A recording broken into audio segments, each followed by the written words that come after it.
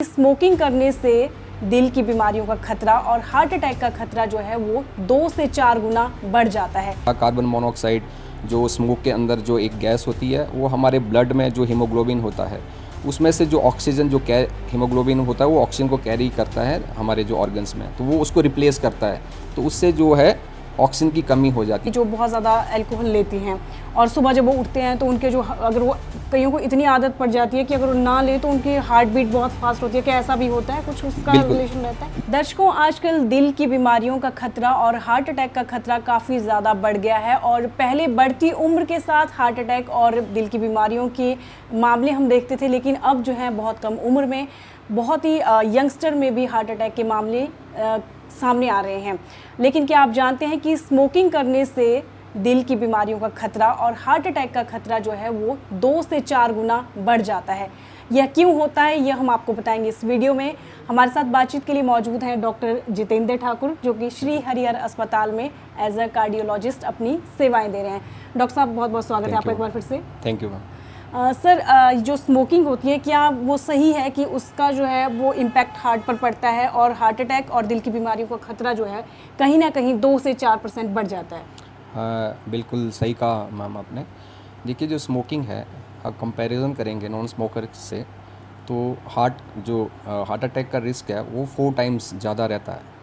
तो इसका जो मुख्य कारण है कि स्मोकिंग क्यों करता है, जो हार्ट अटैक के रिस्क को इंक्रीज़ क्यों करता है, तो इसमें जो केमिकल्स होते हैं जो हमारी जो हार्ट की जो आर्टरीज होती हैं उसकी जो एंडोथेलियम, जिसको हम अंदर की जो लेयर बोलते हैं, वो उसको डैमेज करता है, जो केमिकल्स होते हैं, जिसकी वजह से क्या होता है कि हमारे जो कोलेस्ट्रॉल होता है, जो चर्बी होती है ब्लड में वो उसके डिपोजिशन को प्रमोट करता है, जिससे कि वहाँ पे बीमारी जो बनना स्टार्ट हो जाती है और बाद में वो जब वहाँ पे जो प्लैक बनता है वो रप्चर करता है, जिससे हार्ट अटैक होता है। तो बेसिकली ये हार्ट अटैक के रिस्क को 4 गुना बढ़ाता है कंपैरिजन, आप यदि नॉन स्मोकर के कंपैरिजन किया जाए तो। जैसे से स्मोकिंग करते हैं उसमें निकोटीन होता है Yes. और जो कार्बन मोनोऑक्साइड होती है, तो बिल्कुल। उससे जो है वो खतरा बहुत ज़्यादा बढ़ जाता है। जैसे जो निकोटिन जो सब्सटेंस होता है वो हमारे बेसिकली जो आर्टरीज होती हैं उनको वेजो कंस्ट्रिक्ट, मतलब वो कॉन्ट्रैक्ट करता है उनको, जिससे एक तो हमारे हार्ट पे प्रेशर पड़ता है, दूसरा ये हार्ट रेट और ब्लड प्रेशर को इंक्रीज़ करता है। तो उससे हार्ट पे बहुत ज़्यादा लोड पड़ता है और वो हार्ट अटैक के रिस्क को इंक्रीज़ करता है। और आपने जैसे कहा कार्बन मोनोऑक्साइड जो स्मोक के अंदर जो एक गैस होती है वो हमारे ब्लड में जो हीमोग्लोबिन होता है उसमें से जो ऑक्सीजन जो हीमोग्लोबिन होता है वो ऑक्सीजन को कैरी करता है हमारे जो ऑर्गन्स में, तो वो उसको रिप्लेस करता है।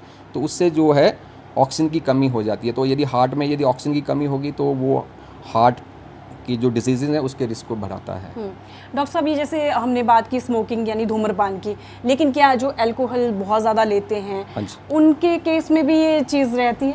बिल्कुल। देखिए, जो अल्कोहल होता है वो भी हमारे जो ब्लड प्रेशर को है वो इंक्रीज़ करता है, हार्ट रेट को इंक्रीज़ करता है, जिसकी वजह से हार्ट पे ज़्यादा लोड पड़ता है और वो हार्ट रिस्क जो कार्डियक जो रिस्क है कॉरोनरी आर्टरी डिजीज़ का उसको बढ़ाता है।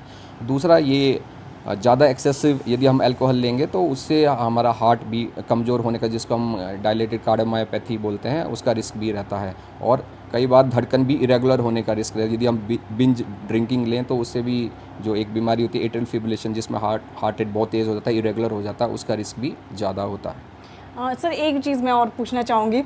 हमने देखा है, हम सुनते भी हैं ऐसा कि जो बहुत ज़्यादा अल्कोहल लेती हैं और सुबह जब वो उठते हैं तो उनके जो अगर वो कईयों को इतनी आदत पड़ जाती है कि अगर वो ना ले तो उनकी हार्ट बीट बहुत फास्ट होती है। क्या ऐसा भी होता है? कुछ उसका रिलेशन रहता है? बिल्कुल, वही बोल रहा हूँ कि उसको बिंज ड्रिंकिंग बोलते हैं, जिससे हार्ट का जो रिदम होता है जो इरेगुलर हो जाता है और धड़कन बहुत तेज़ हो जाती है, जिसको एट्रियल फिब्रिलेशन बोलते हैं, तो उसका रिस्क बहुत ज़्यादा हो जाता है।